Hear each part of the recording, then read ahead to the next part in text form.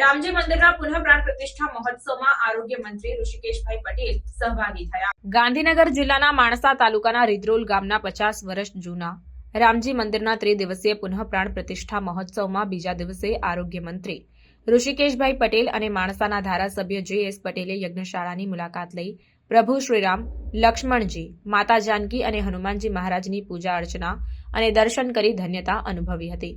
લગભગ 6 કરોડના ખર્ચે આ મંદિરનું પુનઃનિર્માણ કરી પાયામાંથી નવું બનાવવામાં આવ્યું છે।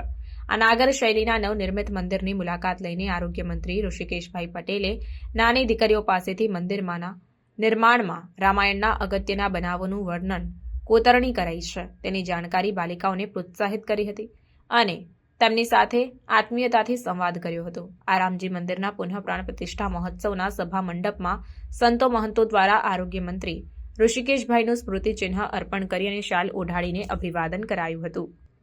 ગાંધીનગર જિલ્લાના માણસા તાલુકાના રીદ્રોલ ગામના 50 વર્ષ જૂના રામજી મંદિરના ત્રિદિવસીય પુનઃ પ્રાણ પ્રતિષ્ઠા મહોત્સવમાં બીજા દિવસે આરોગ્ય મંત્રી ઋષિકેશભાઈ પટેલ અને માણસાના ધારાસભ્ય જે.એસ. પટેલે યજ્ઞશાળાની મુલાકાત લઈ પ્રભુ શ્રીરામ, લક્ષ્મણજી, માતા જાનકી અને હનુમાનજી મહારાજની પૂજા અર્ચના કરી દર્શન કરીને ધન્યતા અનુભવી હતી। આ પ્રસંગે રીદ્રોલમાં પ્રાથમિક આરોગ્ય કેન્દ્ર બનાવવાની જાહેરાત પણ કરવામાં આવી। રીદ્રોલના રામજી મંદિરના પુનઃ પ્રાણ પ્રતિષ્ઠા મહોત્સવમાં સંતો મહંતો યજમાનો દેશ વિદેશથી આવેલા મહેમાનો અને ગ્રામ્યજનો બહોળી સંખ્યામાં ઉપસ્થિત રહ્યા હતા।